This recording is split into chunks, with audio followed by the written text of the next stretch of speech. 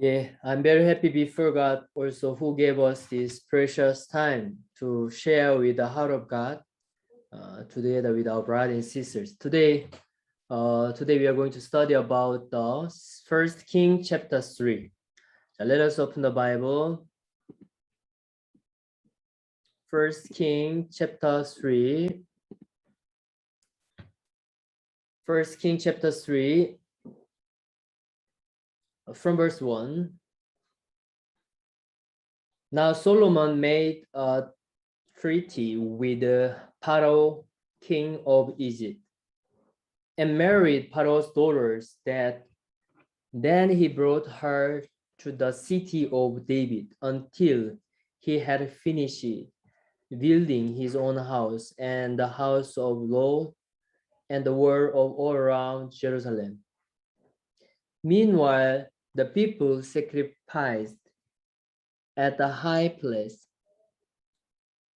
because there was no house built for the name of the Lord until those days. And Solomon loved the Lord, walking in the statutes of their father David,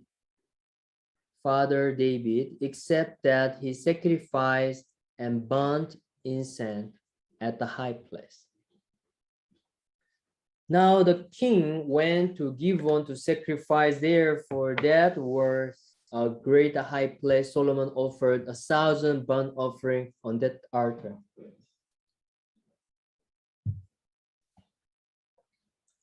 At Gibeon, the Lord appeared to Solomon in a dream by night, and God asked, "What shall I give you?" And Solomon said, "You have shown great mercy to your servant David, my father, because he worked before you in truth, in righteousness, and in uprightness of heart with you. You have continued this great kindness for him, and you have given him a son to sit on his throne as it is these days." Yeah. Today in the morning, I want to share about this First King chapter 3. Yesterday we are able to see chapter 2. After David passed away and Solomon, he started doing his kingship. So first he punished Joab and Adoniah and also Simei. And from chapter 3, verse 1, I surprised because I don't know why.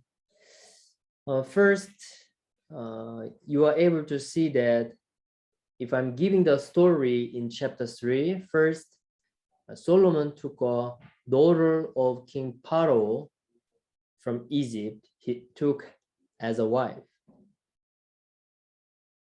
And also he did sacrifice, because the time there was no house which is built in the name of the Lord. That's why he sacrificed at a high place. The problem is when he was doing this high place, after he built the temple of the Lord, but didn't break down this high place. So people instead not only just going for the temple of God, also they used to sacrifice, even they go and even serving idol from the high place. It was using in that way later time. So, but now also Solomon, he did 1,000 offering, 1,000 burnt offering before the Lord on high place. And actually also God appeared in his dream, and then he asked for the wisdom, and also God gave him the wisdom. And also end of the chapter 3, you are able to see that there was two harlots came to complain each other that they took their sons. So we are able to see there is a famous judgment by King Solomon after he received wisdom. We used to learn about the behind the part, But today I was able to think about Solomon.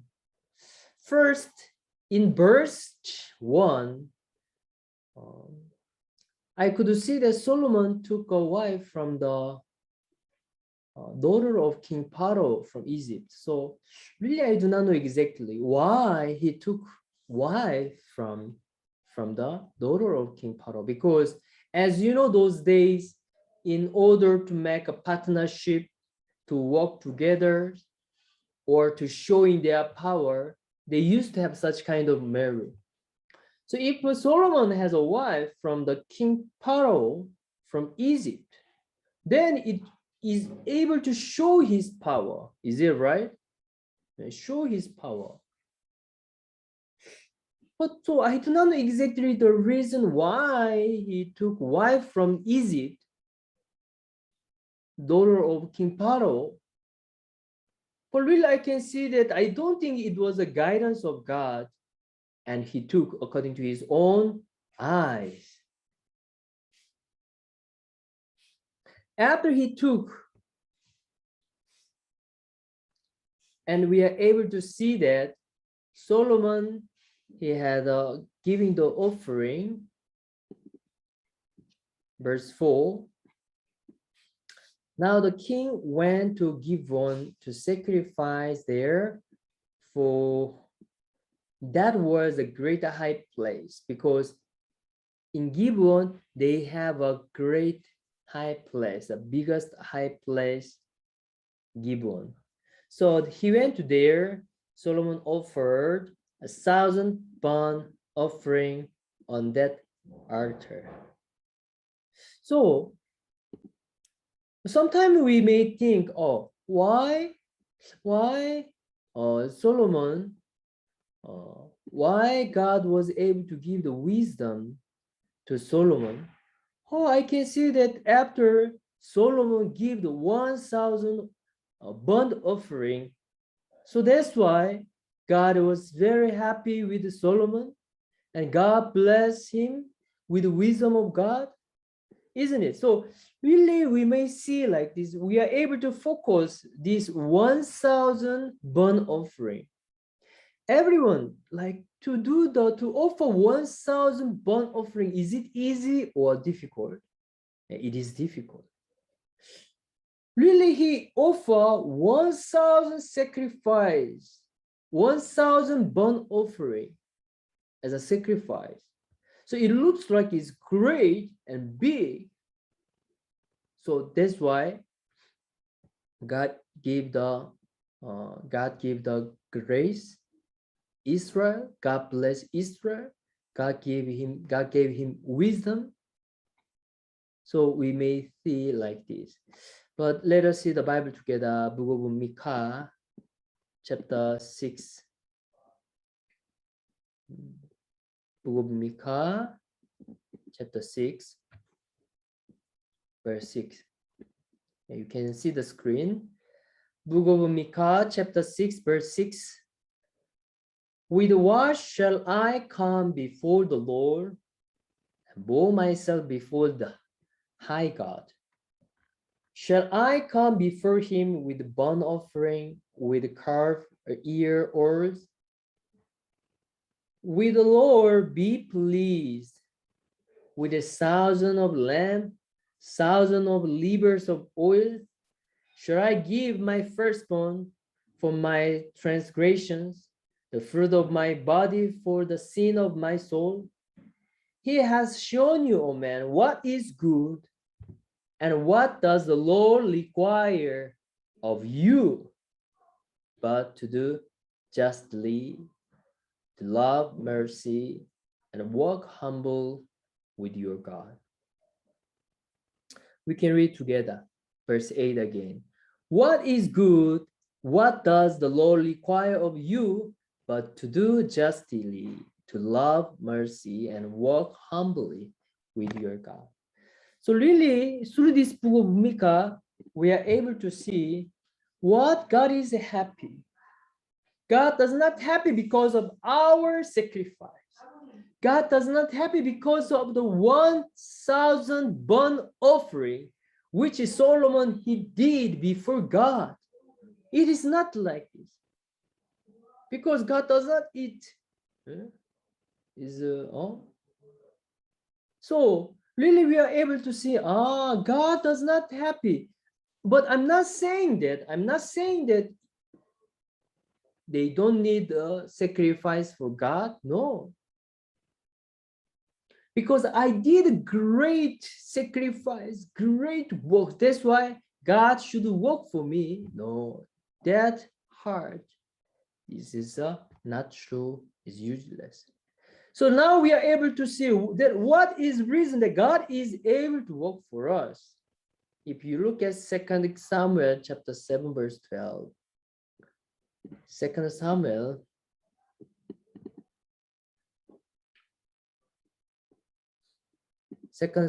chapter 12.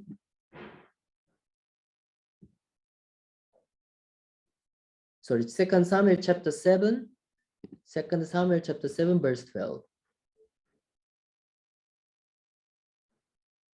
When your days are fulfilled and you last with your father, I will set up your seed after you, who will come from your body, and I will establish his kingdom.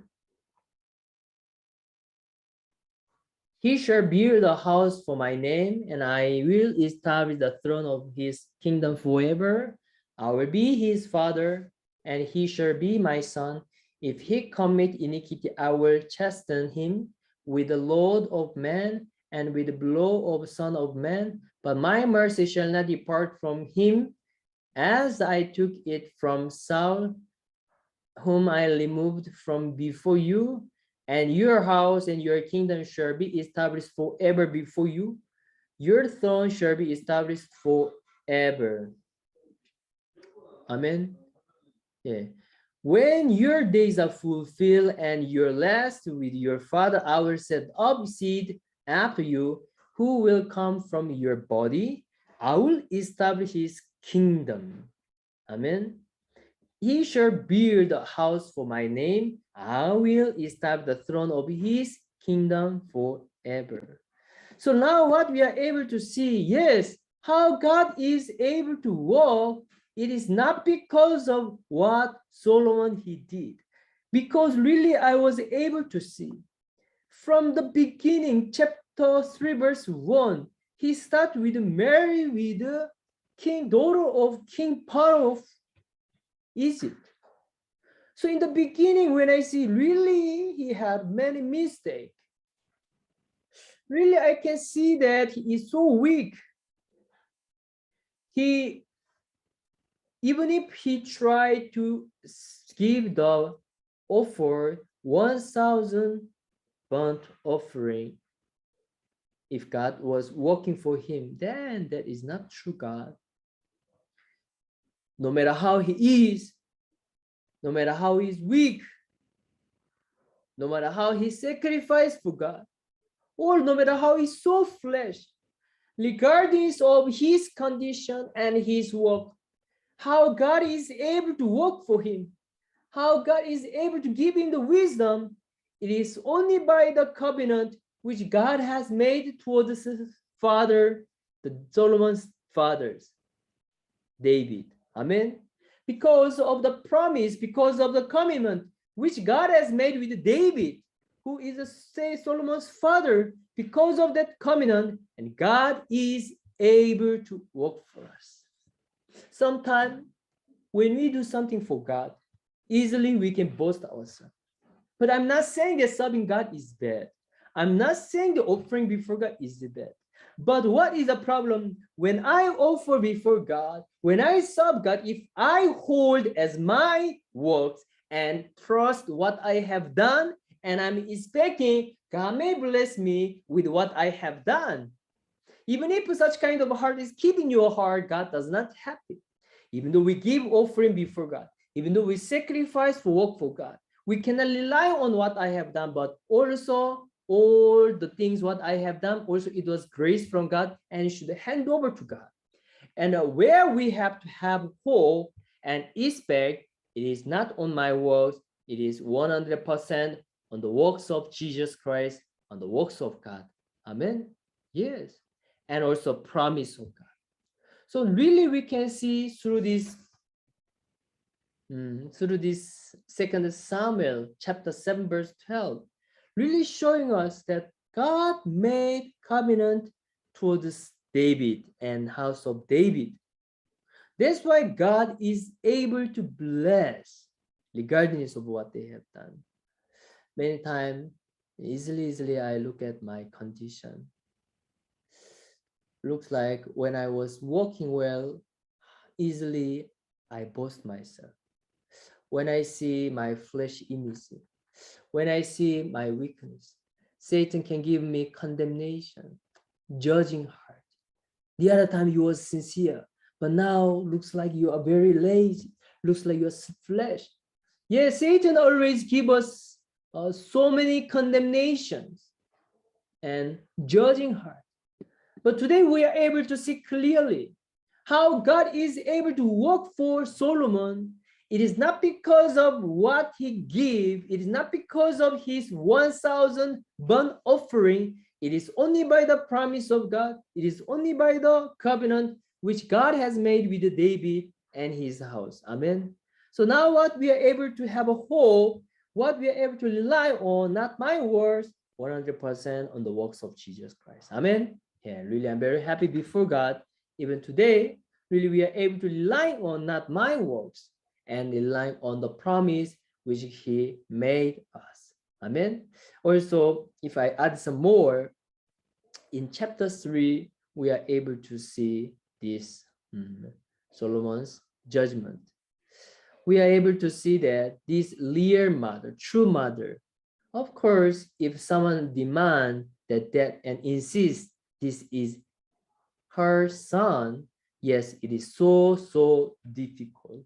Yes, according to the right, yes, this real mother has a right, isn't it? But yes, though real mother has a right, but when she was holding her right, really this son would die. But yet she is right, but the time she put down her right and going into the position which is she is wrong, that son returned to her as alive. Really, we are able to see Jesus. He is the one who lived like this. Yet he is righteous. Yet he is right. But he came to the world and he took away sin of the world and he forsake his right and went to the sinner position so that he received all the punishment. That is what also God wants to teach us, what Jesus wants to teach us.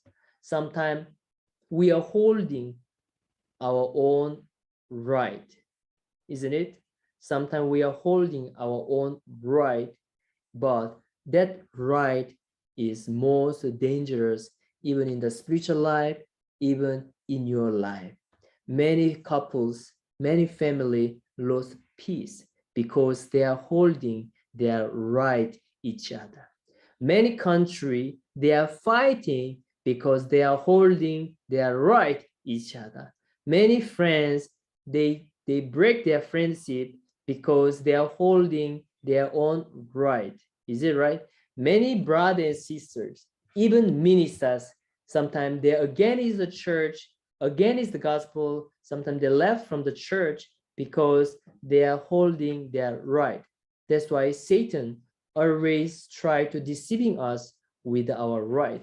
Because something is wrong, you might forsake easily because I know what I'm saying, it is wrong. What I have, it is wrong. But the time we got that this is right, then it is very hard to forsake. And I insist that right. So really also chapter 3 in the last part, God showing us to forsake our right in our spiritual life. Amen. Yes. Today through this chapter 3, we are able to see some different heart. I'm very happy before God also who gave us this precious time to share the heart of God so that shortly we are able to see how God is able to work. It is not by our works or not by our sacrifice, 100% only by the covenant and promise between God and David. And the reason why we are giving the offering and sacrifice, not because of we are expecting something to receive, because of that grace, because of that thankful heart from God, we are able to give this offering and sacrifice with the joy and happiness in our life. And second, also, we are able to see when we are right, the baby will die. But when we forsake my own right, went to the wrong position, we are able to receive the baby as alive. Amen. Yes, really, Bible is showing us continually and teaching us the true heart of God in our spiritual life. Thank you so much. We finish here. Thank you.